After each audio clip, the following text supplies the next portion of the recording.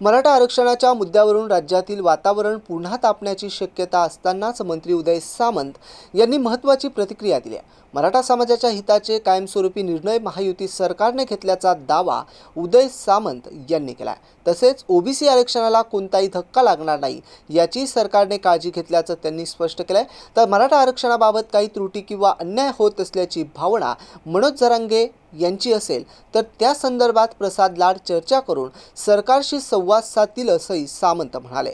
आंदोलन टाळण्यासाठीच प्रसाद लाड यांना पाठवण्यात आल्याचं त्यांनी स्पष्ट केलंय। दरम्यान मनोज जरांगे हे छोटं नेतृत्व नसून त्यांची भूमिका महत्त्वाची असल्याचंही उदय सामंत यांनी नमूद केलंय। हे समाजाच्या हिताचेच निर्णय सरकार म्हणून महायुती सरकार म्हणून आम्ही घेतलेले आहेत। परंतु हे सगळं करत असताना ओबीसीच्या देखील कुठच्याही आरक्षणाला धक्का लागणार नाही ही दक्षता महाराष्ट्र सरकारने घेतलेली आहे। महत्त्वाची भूमिका आहे की अजून काही त्याच्यामध्ये जर त्रुटी शिल्लक राहिल्या असतील तर त्या समितीचे अध्यक्ष हे विखे पाटील साहेब आहेत आणि विखे पाटील साहेबांच्या समितीत मी देखील आहे। त्याच्यामुळे अजून काही जर त्रुटी शिल्लक राहिल्या असतील किंवा कुठं अन्याय होतोय असं मनोज जरांगे पाटलांना जर वाटत असेल तर त्या संदर्भामध्ये आज प्रसाद लाड चर्चा करतील, मुख्यमंत्री महोदयांशी, दोन्ही उपमुख्यमंत्री महोदयांशी बोलतील आणि त्याच्यातनं मार्ग निघेल। पण आंदोलन करू नये हीच भूमिका आहे ना तुमची? काय आंदोलन करू नये आणि आंदोलन करण्याची परत वेळ येऊ नये ही आमची भूमिका आहे। कारण या सगळ्या प्रोसेसमध्ये गेले 2-3 वर्ष मी स्वतः आहे। मी अनेक वेळा मनोज जरांगे पाटलांना भेटलेलो आहे, अनेक वेळा त्यांच्याशी चर्चा केलेली आहे आणि म्हणून मला असं वाटतं की मराठा समाजावर अन्याय होणार नाही ही सरकारची भूमिका 100% होती आहे आणि भविष्यामध्ये देखील राहणार आहे। परंतु हे सगळं करत असताना आंदोलनामागच्या पार्श्वभूमीच्या काही गोष्टी आहेत त्या ऐकण्यासाठीच आज प्रसाद लाड आलेले आहेत, ते ऐकून घेतील। त्यांची सातत्याने भूमिका आहे की राज्य सरकारच माझ्यावर ही वेळ आणली आहे म्हणून मला हे आंदोलन आणि नाही, काही गोष्टींना मला असं वाटतं की कायदेशीर आणि तांत्रिक उशीर होत असतो।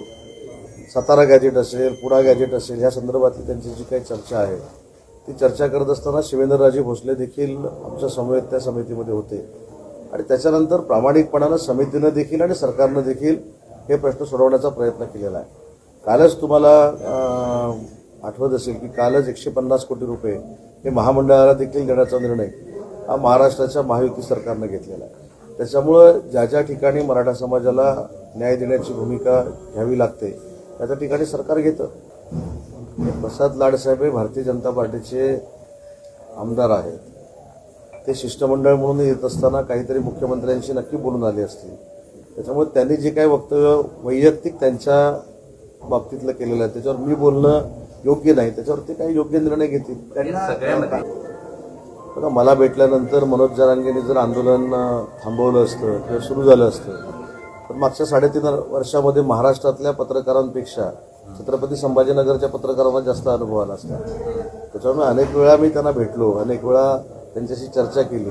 पण परवा जेव्हा मी त्यांना भेटायला आलो, मी असं काय लपून छपून भेटायचं असतो तर पूर्वी जसं लपून छपून त्यांना भेटायला जायचो तसं गेलो असतो। मी डायरेक्ट माझ्या संरक्षणाचा कॉन्वॉय घेऊन मी त्यांच्या दारामध्ये गेलो, त्यांच्याशी चर्चा केली।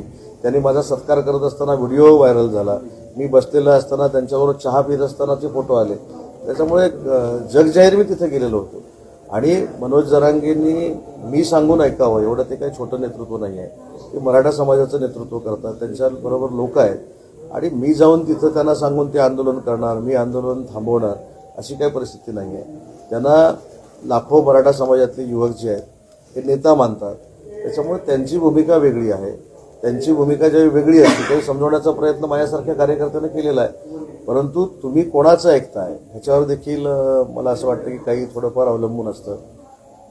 गुणरत्न सदावर्तींनी सांगितलं की मी तिथं गेलो आणि आंदोलनाला सुरुवात झाली, त्याच्यावर तुम्ही सगळ्यांनी ब्रेकिंग बनवली आणि मी तसं करू शकतो अशा पद्धतीच्या भूमिका निर्माण झाल्या। आता हे बोलण्याच्या पलीकडचं आहे। म्हणजे हे जर मला असं वाटतं की युबीटीच्या कुठच्या नेत्यांना बोललं असतं किंवा स्वतः भाजपाचे कोण नेते बोलले असते मी समजू शकलो असतो। आमचे वकील साहेब तुमचं पण मनोरंजन करतात, आमचं पण करतात आणि महाराष्ट्राच्या जनतेचं करतात। वकील साहेब कुणाच्या ह्याच्यावरनं बोलतात असं की तसं काय महाराष्ट्राला माहिती आहे? बघा, ते त्यांनी सांगितलं मी मनोज जरांगेला भेटलो म्हणून आंदोलन सुरू झालं, म्हणून मी त्या वकील साहेबांवर काही टीका करणार नाही। त्यांना स्वातंत्र्य आहे, व्यक्ती स्वातंत्र्य आहे, बोलण्याचं स्वातंत्र्य आहे, पण ते जे दुसऱ्याच्या बोलण्याच्या स्वातंत्र्यावर घाला घालतात ते कुठं कायद्यात नाही आहे। त्याच्यामुळे ते जे बोलले त्याच्यावर मी काही टीका टिप्पणी केली नाही, मी तेवढंच सांगितलं की तुमचं सगळ्यांचं मनोरंजन झालं। महाराष्ट्राला ब्रेकिंग मिळाली आणि महाराष्ट्राचं मनोरंजन झालं. त्यांना आवाजच्या शिवीगाळ करण्यात आली. नाही, ही काय पद्धत बरोबर नाही. हा एक ट्रेंड पडत चाललेला आहे. म्हणजे मी जर तुमच्या विरोधामध्ये काहीतरी बोललो किंवा तुम्ही माझ्या विरोधामध्ये बोलला तर माझ्या सो कॉल्ड कार्यकर्त्यांनी तुम्हाला फोन लावायचा आणि आई बहिणीवरनं शिव्या घालायच्या. हा एक ट्रेंड पडलेला आहे. मला तर असं वाटतं की ही काही महाराष्ट्राची संस्कृती नाही. त्याच्यावर पोलिसांनी कटाक्षानं कारवाई केली पाहिजे या मताचा मी. जरांगे पाटलांच्या मागण्या ज्या आहेत त्या पूर्ण होत नाहीये, त्यामुळे त्यांना वारंवार उपोषण करावं लागतं. ते सरकारवर नाराज आहेत. त्यांची भावना आहे की सरकार आमच्यासाठी काही करत नाही. मात्र दुसरीकडे म्हटलं जातंय की ह्या सरकारनं आतापर्यंत समाजाला जे दिलं नव्हतं ह्या सरकारनं ते दिलेलं आहे. हे नक्कीच दिलेलं आहे ना. तुम्हाला आठवत असेल 3.5-4 वर्षापूर्वी जी एक जाहीर सभा झाली शिवसेनेची, त्याच्यामध्ये छत्रपती शिवाजी महाराजांची शपथ घेऊन माननीय एकनाथ शिंदे साहेबांनी आरक्षण देतो म्हणून सांगितलं आणि ते 10% आरक्षण देण्यामध्ये आम्ही यशस्वी झालो. आजही ते टिकलेलं आहे. आज MIDCची भरती होताना देखील 10% मराठा समाजाचं आरक्षण बाजूला ठेवून म्हणजे इन्क्लूड करून त्याच्यामध्ये आम्ही भरती करतो.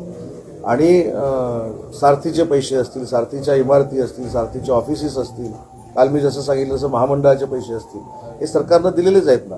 परंतु त्याच्यामध्ये जरी काही मनोज जरांगे पाटलांना त्रुटी राहिल्या असं वाटत असेल तर आज ते प्रसाद लाड यांच्याशी बोलतील आणि प्रसाद लाड सरकारकडे तो प्रस्ताव आणतील. नाही, मला मुख्यमंत्री महोदय, त्याच्यानंतर आमचे नेते एकनाथ शिंदे साहेबांनी आणि दुसऱ्या उपमुख्यमंत्र्यांनी जर सांगितलं आणि शासनाच्या वतीनं मला जा म्हणून सांगितलं तर मी नक्कीच आहे.